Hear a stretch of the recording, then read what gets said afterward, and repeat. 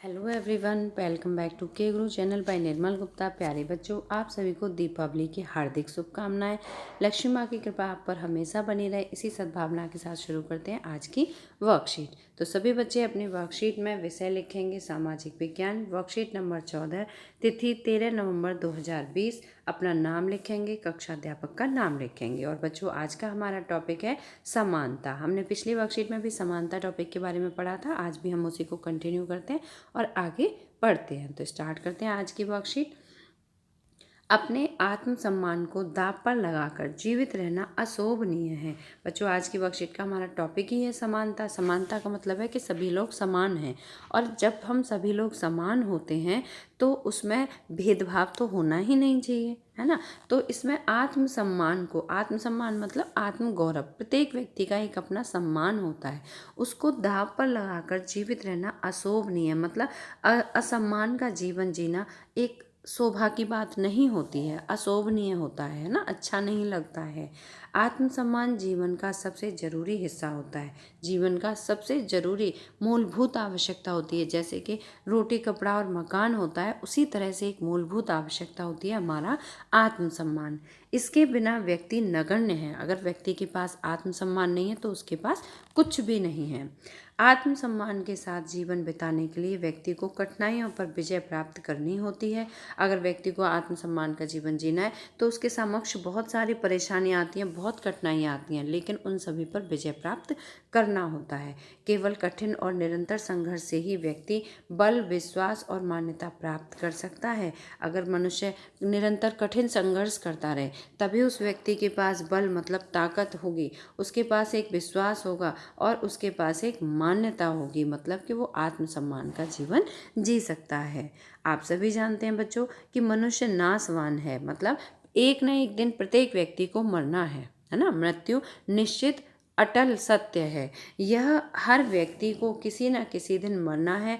परंतु व्यक्ति को यह संकल्प लेना चाहिए कि वह अपने जीवन का बलिदान आत्मसम्मान के उच्च आदर्शों को विकसित करने और अपने मानव जीवन को बेहतर बनाने में करेगा, है ना। मरना तो सभी को ही है, लेकिन आत्मसम्मान के साथ जीवन जीना चाहिए, है ना। और आत्मसम्मान के साथ जीवन जीने के लिए क्या करना होगा? आत्मसम्मान के उच्च आदर्शों को विकसित करना होगा।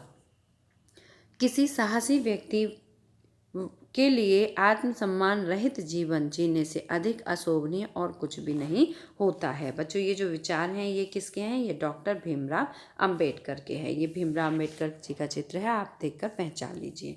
इसके बाद बच्चों देखिए, समानता स्थापित करने के लिए भारतीय संविधान के कुछ प्रावधान, जो हमारा भारतीय संविधान है उसमें भी कुछ नियम बनाए गए हैं जो कि समानता स्थापित करने के लिए आवश्यक हैं। अब देखिए बच्चों, आपकी वर्कशीट में भी इसका प्रश्न पूछा गया है, तो आप यहीं से देखकर उसका उत्तर भी लिखेंगे। तो देखिए, पहला है जो नियम बनाया है, नियम मतलब प्रावधान। पहला क्या है कि कानून की दृष्टि में हर व्यक्ति समान है, प्रत्येक व्यक्ति समान है, कोई ऊंचा या नीचा नहीं है, कोई धर्म जातिगत भेदभाव से किसी को हम निम्न स्तर का नहीं बता सकते हैं। तो कानून की दृष्टि में सभी व्यक्ति समान हैं। दूसरा प्रावधान किया है संविधान में, किसी भी व्यक्ति के साथ उसके धर्म, जाति, वंश, जन्म स्थान एवं लिंग के आधार पर भेदभाव की मनाही है। मतलब किसी के साथ इस प्रकार का भेदभाव नहीं किया जा सकता कि ये निम्न जाति में पैदा हुआ है, कि इसका धर्म ये है, मेरा धर्म ये है, इसका जन्म स्थान तो गाँव है या शहर है, या लिंग के आधार पर ये कहा जाए कि ये तो लड़की है ना। तो इस तरह से भेदभाव नहीं कर सकते। लड़की लड़का एक समान, सभी एक समान है, सभी ग्रामीण एरिया और शहरी एरिया सभी एक समान है, सभी धर्म समान है, सभी जातियां समान है ना। तो किसी के साथ कोई भी भेदभाव नहीं हो सकता है। तीसरा पॉइंट है बच्चों, सभी व्यक्ति सार्वजनिक स्थलों का उपयोग कर सकते हैं। सार्वजनिक स्थल बच्चों आप सभी जानते हैं, जैसे कि प्लेटफॉर्म है, बस स्टैंड है ना। और इसके अलावा बहुत सारे सार्वजनिक स्थल होते हैं, जैसे मंदिर है, चर्च हैं और मस्जिद हैं, ये सभी सार्वजनिक स्थल हैं। ऐसा नहीं है कि इसमें किसी एक ही धर्म जाति का व्यक्ति जा सकता है, नहीं, यहाँ पर सभी लोग जा सकते हैं। आपने देखा ट्रेन में, ट्रेन किसी एक व्यक्ति के लिए नहीं होती ना, ट्रेन में सभी जाति के लोग सफ़र करते हैं, है ना। और जैसे बस स्टॉप है वो सभी जाति के लोग वहाँ पे जाते हैं, सभी धर्मों के, है ना। तो इस तरह का कोई भी भेदभाव नहीं हो सकता है। नंबर 4 देखिए, अस्पृश्यता का उन्मूलन किया जाए। अस्पृश्यता का मतलब होता है बच्चों छुआछूत, है ना। छुआछूत को उन्मूलन मतलब हटा दिया जाए, उसको, इस भावना को बिल्कुल पूरी तरह से हटा दिया जाए। तो ये सभी कौन से थे? समानता स्थापित करने के लिए भारतीय संविधान के कुछ प्रावधान थे। ठीक है, प्रावधान मतलब बनाए गए नियम थे। अब नेक्स्ट देखिए बच्चों, शासन ने संविधान द्वारा मान्य किए गए समानता के अधिकार को दो तरह से लागू किया है।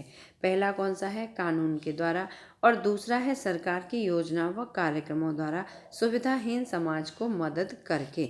समानता सरकार ने भी लाने की कोशिश की है। समानता कैसे होगी? जब हम कोई भी चीज़ देते हैं तो वो सभी के लिए समान हो, है ना। तो कैसे? कानून के द्वारा, मतलब कानून की दृष्टि में सभी व्यक्ति समान हैं। जो नियम कानून बनाए गए हैं वो सभी के लिए हैं, चाहे वो किसी भी धर्म जाति का हो, किसी भी स्थान का रहने वाला हो। और दूसरा, सरकार ने कुछ अपनी योजनाएं भी लागू की हैं, है ना। उन योजनाओं के माध्यम से उन योजनाओं के माध्यम से सरकार ने समाज की मदद की है ना। भारत में ऐसे अनेक कानून हैं जो व्यक्ति के समान व्यवहार प्राप्त करने के अधिकार की रक्षा करते हैं। ऐसे बहुत सारे बहुत सारे कानून बनाए हैं सरकार ने, जो कि व्यक्ति को समान व्यवहार, मतलब सभी के साथ एक समान व्यवहार किया जाए, ऐसा उनके अधिकार की रक्षा करते हैं। कानून के साथ साथ सरकार ने उन समुदायों जिनके साथ सैकड़ों वर्षों तक असमानता का व्यवहार हुआ, उनका जीवन सुधारने के लिए अनेक कार्यक्रम व योजनाएं लागू की। ये योजनाएं यह सुनिश्चित करने के लिए चलाई गई कि जिन लोगों को अतीत में अवसर नहीं मिले, अब उन्हें अधिक अवसर प्राप्त हों। कुछ ऐसी योजनाएं भी चलाई गई उन व्यक्तियों के लिए जिनको कि अतीत मतलब पिछले समय, जो बीता हुआ उनका समय है, उस समय उनको सुविधाएं नहीं मिली और अब उनको सुविधाएं दी जाएंगी, है ना। जो सुविधाओं से वंचित रहे उन्हें अब सुविधाएं दी जाएंगी। तो सरकार ने ऐसे भी कुछ नियम बनाए हैं। अब बच्चों, उनमें से ही एक नियम सरकार का बनाया हुआ ये है, जो स्कीम लागू की, जो योजना लागू की, वो है मध्याह्न भोजन की व्यवस्था। मध्याह्न भोजन की व्यवस्था। बच्चों, आप सभी स्कूल जाते हैं, आप सभी के स्कूल में भी मिड डे मील बंटता है ना। तो आप सभी, ऐसा नहीं है कि वो मिड डे मील कुछ बच्चों को दिया जाता है, नहीं, वो क्लास के सभी बच्चों को दिया जाता है, चाहे वो किसी भी धर्म जाति के हों, किसी भी संप्रदाय के हों। जो सरकार है उसका उद्देश्य क्या है? जो भी लोग हैं समाज के, उन सभी की सहायता करना है ना। अब वो किस तरह से कर सकते हैं? जैसे भोजन प्रदान करके, ये भी एक सहायता का माध्यम हुआ। तो मध्याह्न भोजन की व्यवस्था, इस कार्यक्रम के अंतर्गत सभी सरकारी प्राथमिक स्कूलों के बच्चों को दोपहर का भोजन स्कूलों द्वारा दिया जाता है। जो बच्चे होते हैं उन्हें कैसे दिया जाता है भोजन? प्राथमिक स्कूलों में, सरकारी प्राथमिक स्कूलों में, प्राथमिक मतलब प्राइमरी स्कूल में दोपहर का भोजन स्कूलों द्वारा दिया जाता है। यह योजना भारत में सर्वप्रथम तमिलनाडु राज्य में प्रारंभ हुई थी। सबसे पहले कहाँ प्रारंभ हुई थी बच्चों? तमिलनाडु में। और 2001 में उच्चतम न्यायालय ने सभी राज्य सरकारों को इसे अपने स्कूलों में 6 माह के अंदर आरंभ करने के निर्देश दिए थे, है ना। उच्चतम न्यायालय मतलब हाई कोर्ट ने ऑर्डर दिया था कि सभी राज्य सरकारें, मतलब हर एक राज्य की सरकार अपने स्कूल में 6 महीने के अंदर अंदर, 6 महीने मतलब 2001 में 6 महीने के अंदर अंदर ही इस योजना को अपने स्कूल में लागू करें, मतलब सभी स्कूलों में मध्याह्न भोजन की व्यवस्था की जाए। इस कार्यक्रम से काफ़ी सकारात्मक प्रभाव हुए। उदाहरण के लिए दोपहर का भोजन मिलने के कारण गरीब बच्चों ने अधिक संख्या में स्कूलों में प्रवेश लेना और नियमित रूप से स्कूलों में जाना शुरू कर दिया। बच्चों, सबसे बड़ा इसका रिजल्ट तो यही निकला कि जो गरीब बच्चे थे पहले पढ़ने नहीं जाते थे, रोजी रोटी कमाने के लिए अपने माता पिता के साथ जाते थे, लेकिन जब उन्हें पता चला कि स्कूल में भोजन की व्यवस्था होती है तो उन्होंने अधिक से अधिक स्कूलों में एडमिशन लिया, है ना, और नियमित रूप से स्कूलों में जाना शुरू किया, क्योंकि भोजन नियमित रूप से दिया जाता है। शिक्षक बताते हैं कि पहले बच्चे खाना खाने घर जाते थे और फिर वापस स्कूल लौटते ही नहीं थे, है ना। बच्चे खाना खाने के बहाने घर चले जाते थे और फिर वो वापस स्कूल ही नहीं आते थे। परंतु अब जब मध्याह्न भोजन स्कूलों में मिलने लगा तो उनकी उपस्थिति में सुधार आया। इस कार्यक्रम से जातिगत पूर्वाग्रहों को कम करने में भी सहायता मिली। तो बच्चों, ये सरकार की योजना रही मध्याह्न भोजन की व्यवस्था, और ये सफल भी रही है। आपने देखा होगा आपके स्कूल में भी भोजन वितरण की व्यवस्था की जाती है। यद्यपि लोग यह जानते हैं कि भेदभाव का यह व्यवहार कानून के विरुद्ध है, फिर भी वे जाति, धर्म, दिव्यांगता, आर्थिक स्थिति और लिंग के आधार पर लोगों से असमानता का व्यवहार करते हैं। बच्चों, समाज में कुछ ऐसे भी लोग हैं जो आज भी भेदभाव करते हैं।